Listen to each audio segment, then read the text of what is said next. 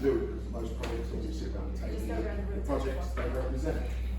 This is to get the socialisation piece. And by the way, I'm testing emotional intelligence as well. Who's antisocial, from who's sociable to who's shy, who's introvert or extrovert. It's pretty much part of the experience. It normally gets that result response.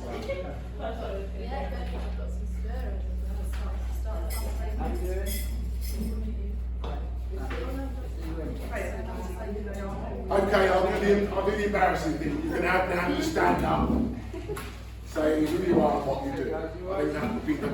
No, one at a time, don't worry, we can start at the front table. Oh, right, okay. As you can see. Okay, could you come down here a bit of quiet, please? And we're going to go around the room one at a time. No problem. You must introduce yourself and say who you are, where you come from. Thank you. My name is Steve. You have to be sorry. Some definitely good ready. Good indeed. People like to really My name is Dejan. I'm from Barking in Dagenham at Future Youth Club in Barking. Hi, I'm Hayley. I'm an apprentice at Future Moors Communities. Hi, my name is Chloe. I'm a part-time Colleen, Interior, the manager, studying to new partnership with HMP. It's not a manager's pleasure, it's that much partnership.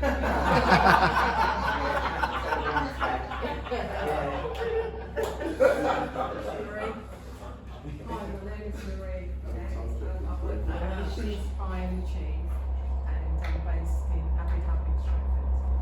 Thank you. Hi, I'm Armando. I'm actually based here. I'm a newly appointed teacher. At London Stadium Learning. Thank you. Good afternoon, everyone. My name is Chrissy. I work in my day. I work in primary school in Newham and even weekends. Holiday, I deliver sessions for the community, and I'm Thank you. not busy much. Good afternoon, everyone. My name is Kate Berry. I work for the London Youth Games as Director of Development. Hi everyone, I'm Emma. I also work at London Youth Games as the Disability Activation Manager, and I also do disability and youth hockey coaching.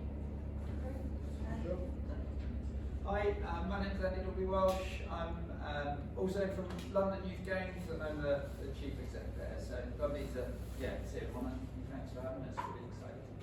Good. Would you introduce yourself, please? I'm Irene. Stand up. You're okay. Okay. Sorry, your name is? Arif, and you're from? Elevate Youth Board. Arif from Elevate Youth Board. Hi, I am Jill. I'm from the Metropolitan Police. Myself and Adina are here basically to observe. And it's nice to meet you all. Yeah. That's it, yeah. Hi everyone, my name is Adina and I'm the outreach lead for the Met for Newham and Waltham Forest, as John was using already. And I also work as a part-time police officer, so I'm just here today to take part and observe as well. Thank you. My name is Janice Argyle. I'm Executive Director of Youth Charter, who is running this workshop. And thank you all for coming along. Please introduce yourself. I'm Peter Raven. I'm the Project and Programme Manager with the Youth Charter, and yes, that's my role. My name is Anna Chapman. I'm Head of Service here at London Stadium Learning. It's fantastic to have you all here. We are an enrichment project. I'm just going to quickly say this for children, young people and the wider community from 8 years up. And just very quickly housekeeping, which I haven't done, so apologies for that. If there was a fire, you would definitely know about it because the alarm here is ridiculously loud and you would want to leave the room, and that is our fire exit there. You're very welcome to use the toilets here. And I think that's it really. We've got our own first aid kit here, but obviously we can call through to the stadium as well. Apologies for the noise, because I know there's noise next door. This is a cafe next door, I think that's the fridge. Obviously we've got the aircon and things there. But I'm just used to loads of noisy, loud children, so I don't often notice it. So you can be as loud as you like. Thank you. Thank you. I'm Jeff Thompson. I am Chair of the Youth Charter. I'm the board member of the London Legacy Development Corporation, and I am the chair of the London Youth Games. It's always important to be clear your interests. But the one thing that brings you all as a common interest is young people, of which I'm so delighted when we have a young representation of the generation that we need to empower. This afternoon's workshop is arguably one of the most important engagements with what I'm always excited at, which is a diverse group of individuals that intergenerationally represent what many people say as a result of this park that you will walk through represents the 4 boroughs of the immediate East End representation and responsibility to this park, but to the diversity of London and even farther afield. How many of you have a London 2012 Olympic or Paralympic Games experience? Very quickly, a very brief one. That's all I'd like. By the way, this is a very interactive human session. I am not going to speak a lot because I'm known for my words. Everything comes from you. I will challenge you, I will engage you, and I will take you through a journey that suggests that as a result of today, there is something quite exciting happening, not only here, but globally. So everything's a journey, but every single one of you are playing a very vital and critical role on how we engage women in power. And by the way, they will be the observer critique. They'll tell us whether we're cool, not so cool, or an active waste of time. They may even talk about us with their thumbs. So on the basis that we now have, let's just say some very wise and informed young people, it really is about us getting it right. But that game's experience, by the way, Her Majesty's pleasure when I was there to go to the pads was, I'm now to leisure. You've got to work out which one you want to be on. Because primarily, it's about explaining your position in life. Would you not agree? Games experience, Andy, I'll have you start.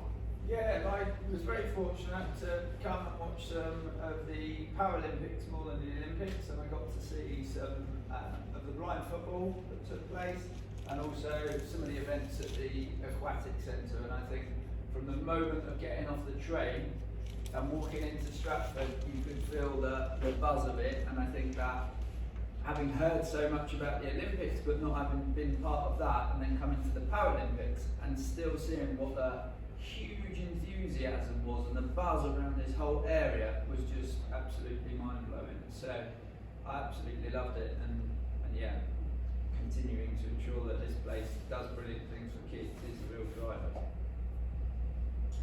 I was also really lucky to see Mo Farah win the 5,000 metres. Yeah, gladly got tickets and yeah, pretty lucky. But just probably my main memory is just how loud it was.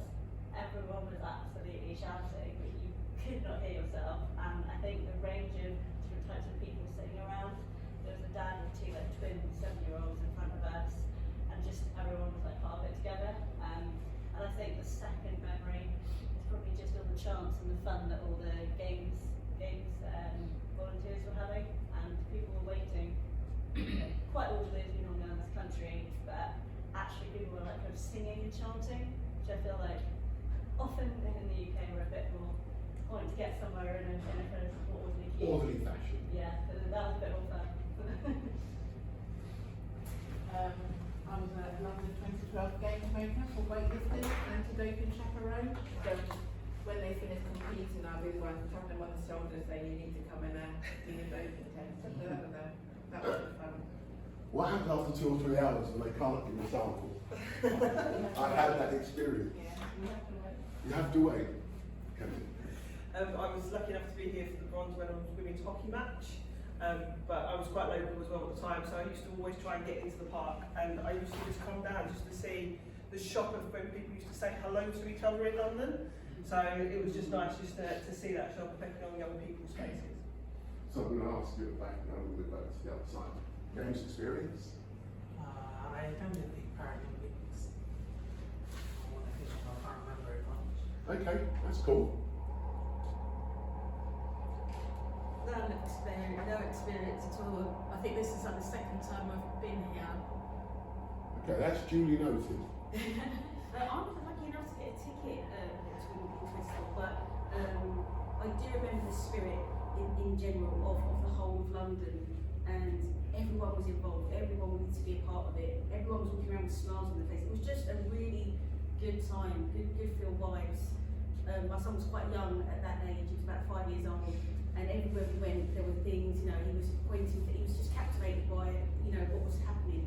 And it was just nice to have that experience, and even if we're watching on TV, I'm from South London in Greenwich, so we had the equestrian sport activities taking place there. So it just felt really close to home and really involved and inclusive. So I was very lucky to be given a free ticket to watch the, I think it was 200 meter race Paralympics. I mean, it was just an amazing experience to be in beautiful stadium and seeing such amazing performances and so on. Well, I think my main memory of the Olympics is how it impacted, I think, the kind of local culture. I think people became a little bit healthy. That's my immediate sort of observation, you know, over the time. I think people became a bit more self-conscious about lifestyles and sports and so on. I think people took on a bit more sports, etc.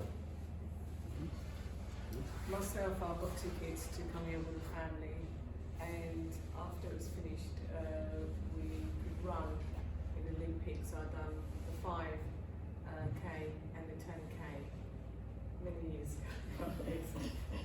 It was fun. I've never really experienced anything from what I've actually seen on the television, but my main interest was blind football. And I'm thinking, how on earth do they do it? You know, how they know where to kick the ball and everything when they're blind.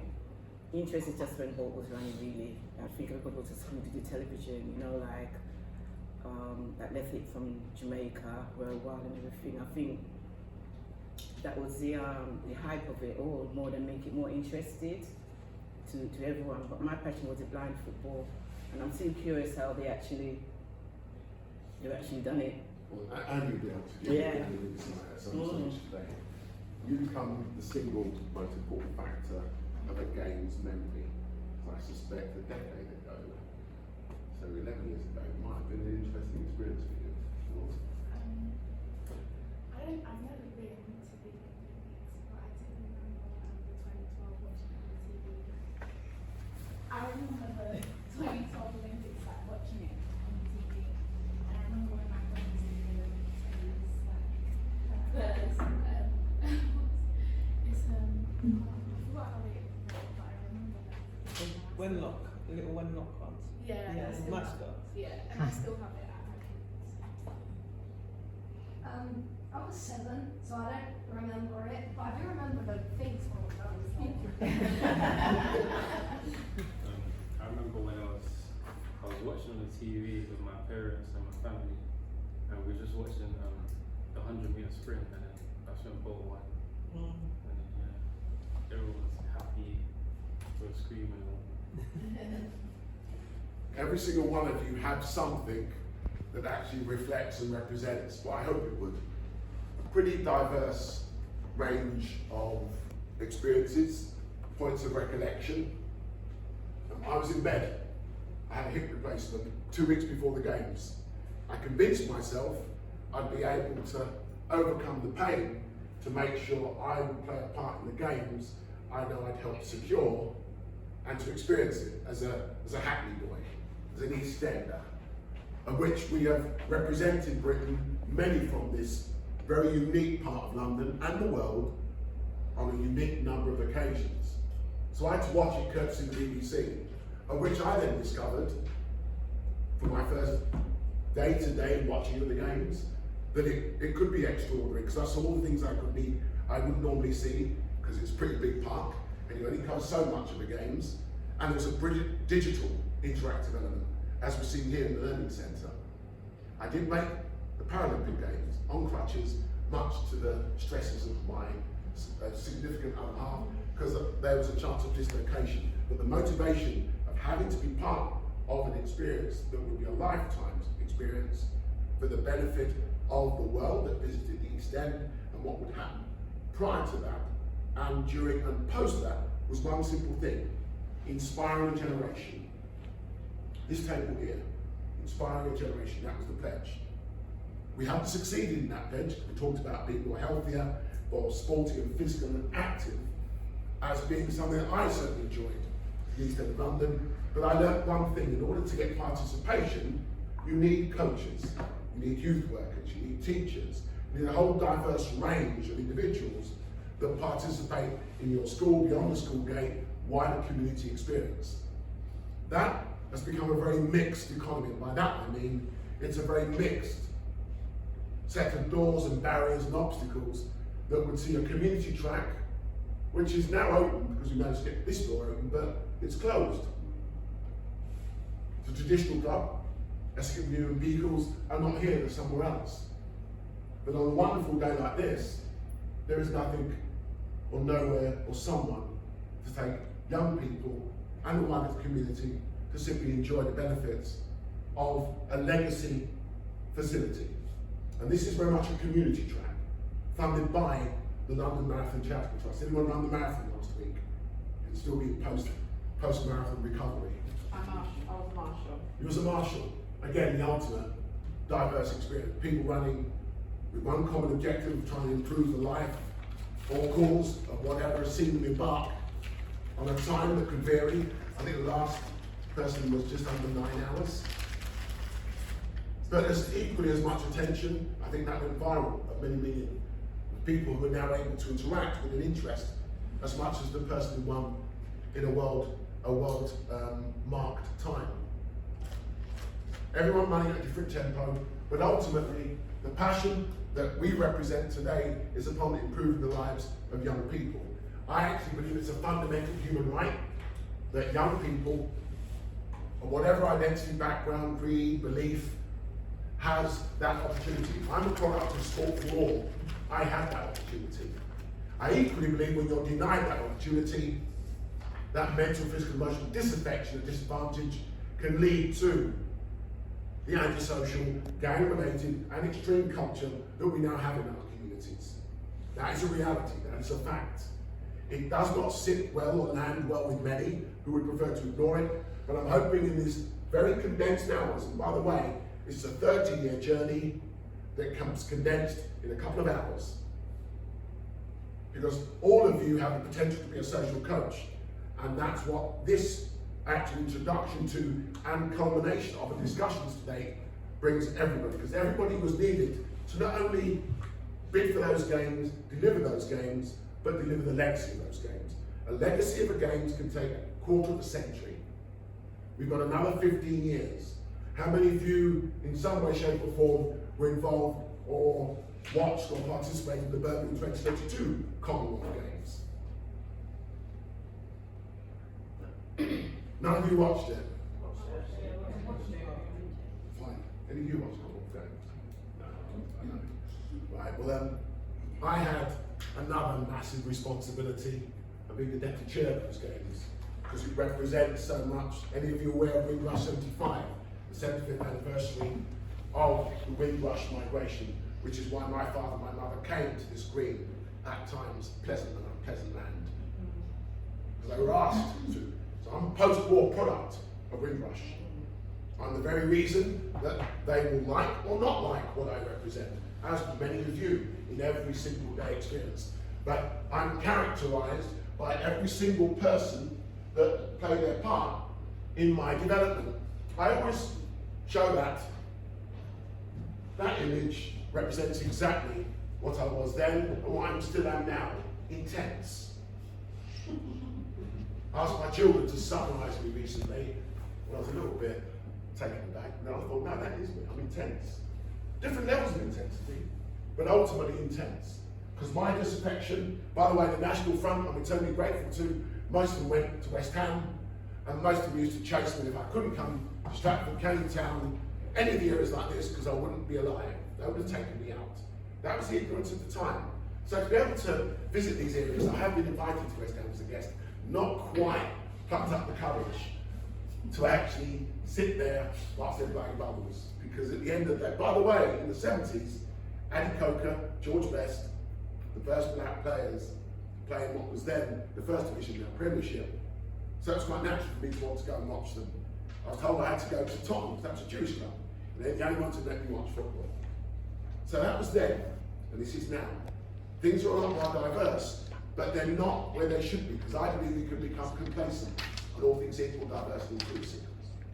So, the journey of what I was able to do on turning the National Front negative, all boys school, another negative to be bumped off, Dalston Mount, all girls school. Jack Petchy now has 3 schools, and what I've learned is things take time. But what I have learned is from being able to represent Britain and then have a number of hats, that it would take me to a journey that saw me in Manchester. Manchester, northern city, a city that I've learned is about revolution, activism and change. It's where I ended up. How many of you remember Benji Stanley?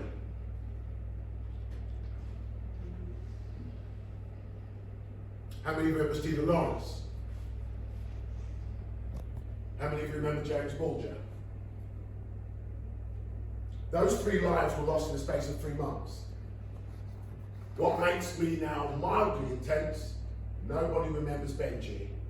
I will say this to you now, there would have been no 2012 Olympic and Paralympic Games without the murder of that 14-year-old schoolboy on the streets of Moss Side on January the 2nd, 1993. It's a very profound statement to make, but as we've marked 3 decades, it's something that now must be told. Things happen in threes, but at that time Manchester were bidding for the Olympics, failed in their attempt in '96.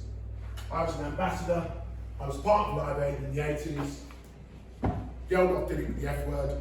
I looked at the chart and said, please, because I couldn't believe that what I benefited from, and you will all give a testament to what sport and the arts can do.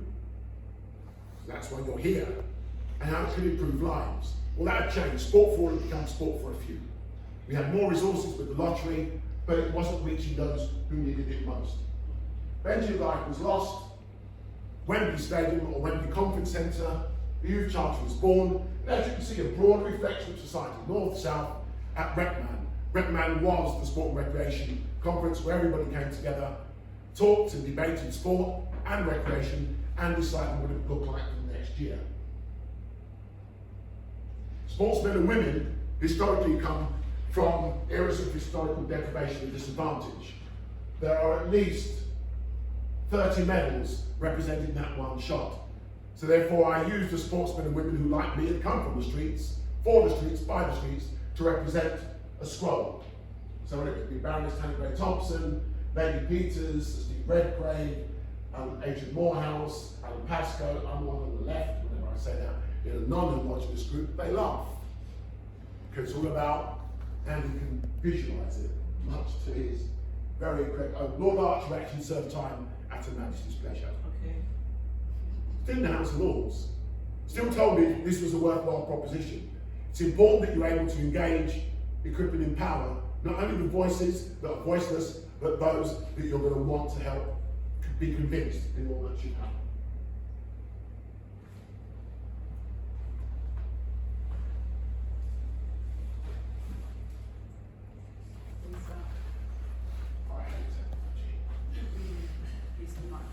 In everything that I'm sharing with us, how we've reached the point we have today, was always reflected in the participation of young people and the ability of what we accepted, what I thought would be a 7-year brief that has become my life's work, Janice's life work. Peter Raymond's been with us for 15 years as a volunteering effort. That is what we've achieved. I don't waste too much time on it, because as far as I'm concerned, we've not achieved the end objective, where young people are engaged with sport, art, culture and digital activity, are equipped with the mental, physical, emotional health and well-being, and then empowered with an aspiration of further higher education, employability or entrepreneurship. Does that make sense to you? As long as that makes sense to you, I'm not too worried about that. But they're part of the sporting actors, where we are. But if you can prove, pioneer, campaign and broker, you start to get to what I've said we do, but that in itself doesn't happen. There are many agencies that are doing this now. But I will always say this, if you take 10% of a games effort into a legacy effort, we are in a very good, healthy social, cultural, and even economic situation.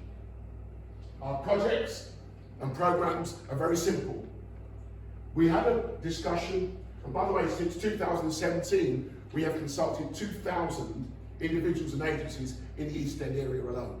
By the way, this workshop is inspired by the shooting of Corey Junior Davis, a 14-year-old schoolboy shot dead in 2017. 14 is a weird number. I don't know what happened at the age of 14. But wherever we look, if you really want to go back in time, Emmett Till was 14 when he was racially murdered in the United States at a time of great intolerance. I say that to you because the woman who accused him died this Thursday at 88. And sometimes it just takes time to get us over and remind us that we are a species that is globally a work in progress. But ultimately the community campus came out of one significant issue that young people relayed back to me. Please, if something I'm saying doesn't make sense or isn't accurate, that's where you need to leave. They had nowhere to go. All the facilities that would have been normally accessible to most of us was no longer the case. That saw them on the streets and then stopped, possibly questioned, possibly searched, or at risk. So we realised we needed to get access to existing facilities, didn't need to build any further network of facilities, just get them access. So we identified facilities in a given community that could be 1 or up to 5 or 7 facilities, all quality assured, all kite marked. 5 hours of access.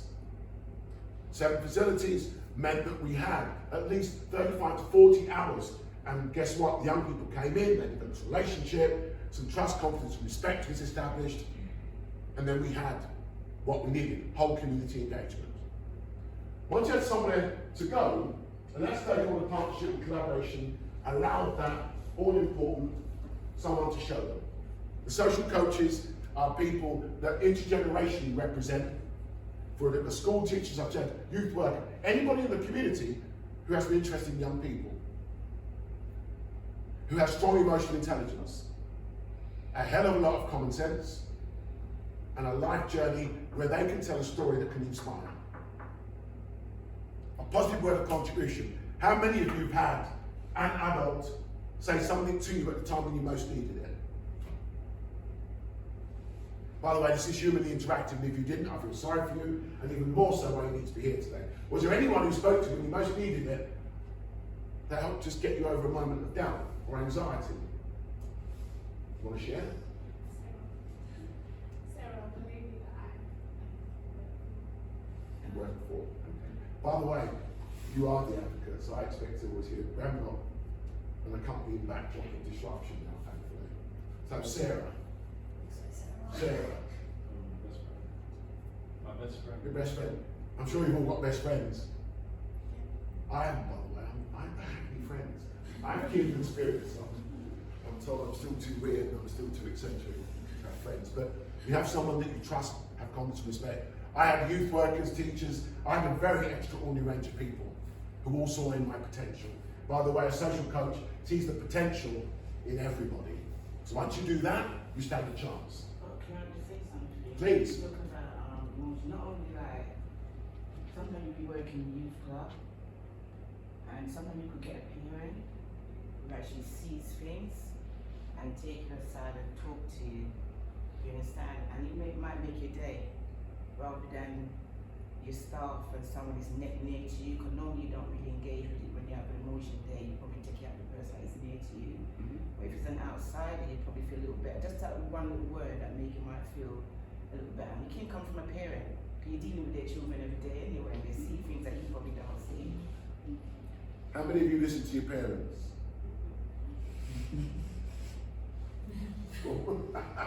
I'm talking about parents, a member of staff. No, absolutely. By the way, this is human interaction. There's a lot I say that I drop in between your ears. By the way, do not believe the notion, the conventional notion, that we only use 20% of our brain power. What I immediately push back is, what the hell are we doing with the other 80%? Now, when you ask some of the people, say, slightly burned about another 50%, because I've still got 20% I ain't used, so I'm basically just living life. But what I'm saying is, when you've competed at the elite level and you have the euphoric high. It is an out-of-body experience. It is spiritual, and then we become addicted, and we go for the natural high every single time, which is not possible. I've had it on a number of occasions, which is only matched by the birth of your children and things that you love, and by way of a special experience. But the positive word is what I'm talking about here, and has been beautifully expressed. Because we all know what the negatives do, they create doubt. But those three elements are the central pillars of what we do. But the critical pillar is the social coach. The social coach is drawn from every background, as I've said, but has a predominant interest, a fundamental interest in young people. I'd say to you, it's been the 13-year Games legacy. Since Benji Stanley, January the 2nd, 1993, that has been the journey. Most of the work that you do is visibly invisible. And if you are told thank you, please, and sorry, oh, by the way, those are the three most critical words a social coach uses. And knowing how to use them and when to use them will greatly afford. How often are those words used to you?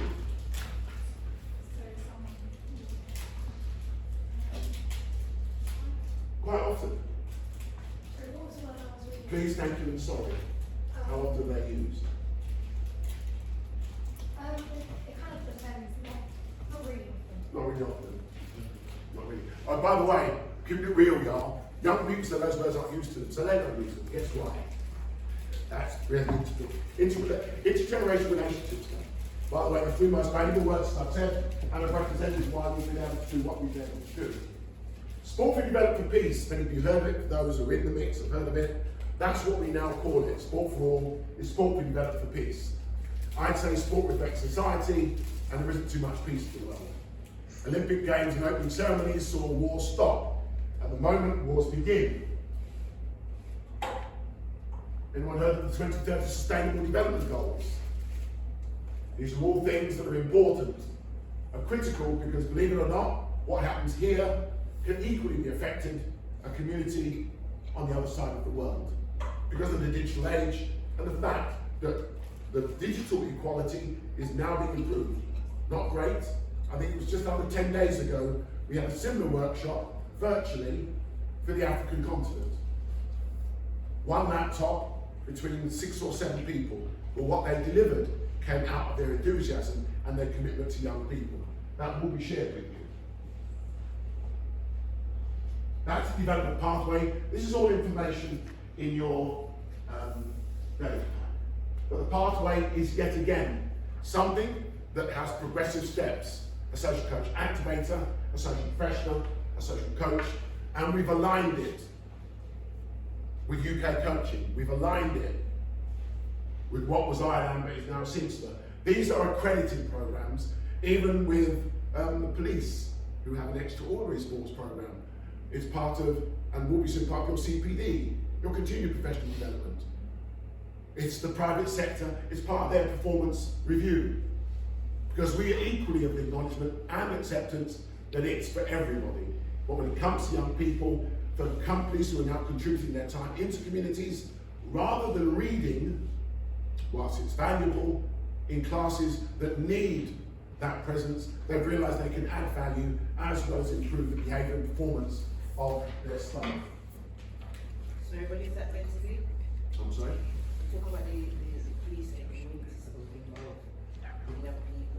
We're discussing that as we speak. Is it happening or has it happened? No, it is happening. Really? Yeah. There was a community engagement day here 3 months ago. It hasn't been happening, it's now beginning to happen. Because it's important it happens. That happened in February. A lot of people said it couldn't happen, by the way, and it wouldn't happen. I'm asking because I haven't seen it and I haven't heard of it. It's not interests me. And I would then defer you to my esteemed They're colleagues. So you're from Newham, right? Newham. Yeah. I'm the outreach lead for Newham. Right, so that doesn't really please me. I'll be from Hackney. No, don't worry.